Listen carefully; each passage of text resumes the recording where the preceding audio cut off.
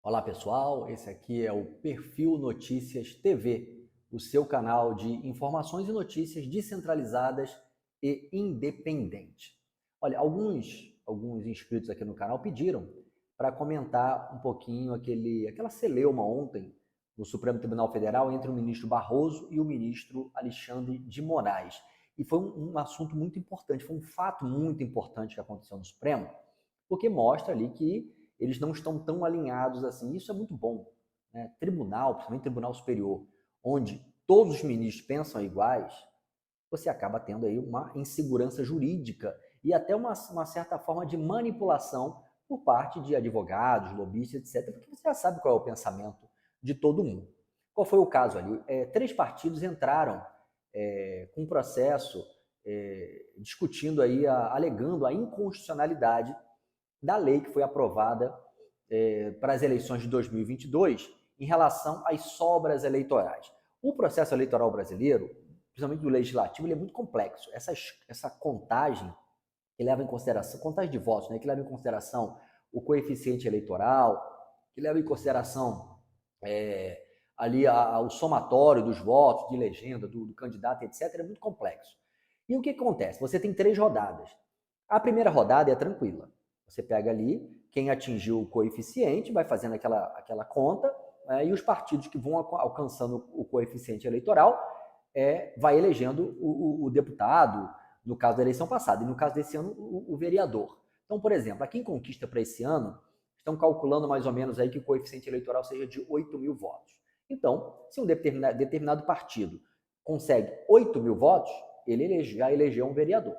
Se ele consegue 16 mil votos, ele já elegeu um segundo vereador. E assim sucessivamente. Então, a primeira rodada, você tem a conta certinha ali, não tem muito erro. Vai para uma segunda rodada, que é a das sobras, né? Porque acabam sobrando votos ali, etc.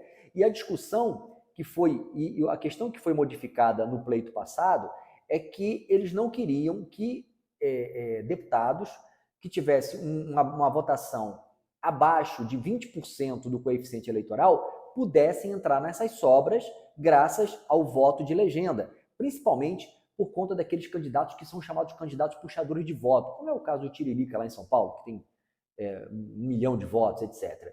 Então ele acabava ajudando a eleger parlamentares com uma votação muito baixa. Então foi feita essa modificação. Os partidos entraram na justiça e a maioria do Supremo entendeu que era inconstitucional essa mudança. Então vai voltar ao modo anterior, né, como era antes da aprovação dessa lei. Inclusive já vai valer para as eleições municipais, ou seja, 10% do coeficiente eleitoral. Até aí, ok, a gente não tem muito o que entrar no mérito, porque essa conta é feita pelo TSE. O Supremo entendeu que tem que voltar ao modo anterior e pronto, vamos voltar a ter realmente candidatos aí eleitos com uma baixíssima votação por conta do voto de legenda. Paciência. Qual foi a discussão entre o Barroso e o Alexandre de Moraes com relação à modulação da decisão? O que é a modulação da decisão? Quando você tem uma decisão que vai retroagir, né, ou seja, ela vai ter efeitos anteriores e que podem ter implicações muito que possam gerar insegurança jurídica ou que possam modificar algumas coisas que já foram sacramentadas, que já foram resolvidas ou foram feitas, existe a chamada modulação temporal. Como, por exemplo, digamos que o Supremo amanhã discuta um contrato de 1975 ou uma lei que rege os contratos lá, e esse processo foi de 1975, por exemplo. Vários contratos ao longo do ano já foram feitos, baseados nessa lei.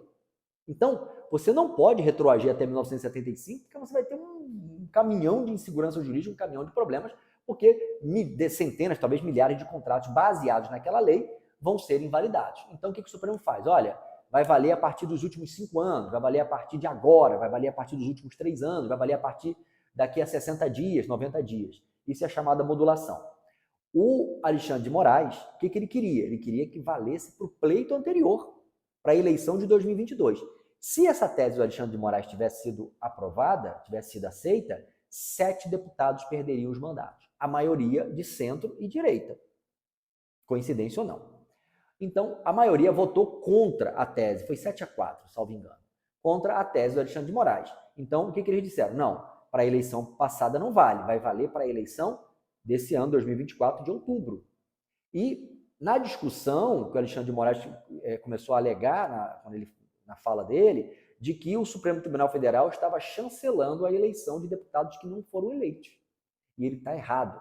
O Barroso retrucou, e aí houve ali uma certa discussão, dizendo o seguinte: não, esses deputados foram eleitos baseados na lei da época.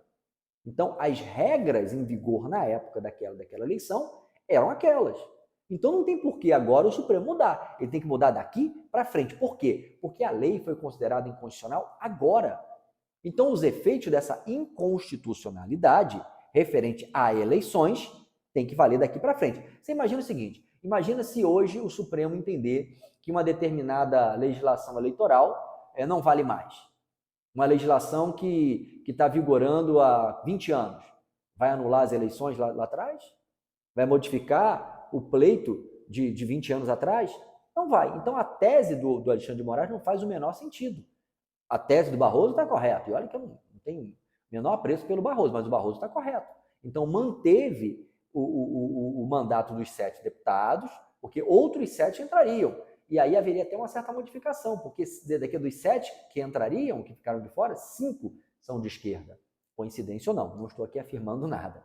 Mas eu achei uma forçação de barra muito grande do Alexandre de Moraes em querer retroagir para uma eleição que foi justa, que foi correta, baseada nas leis e nas regras da época da eleição.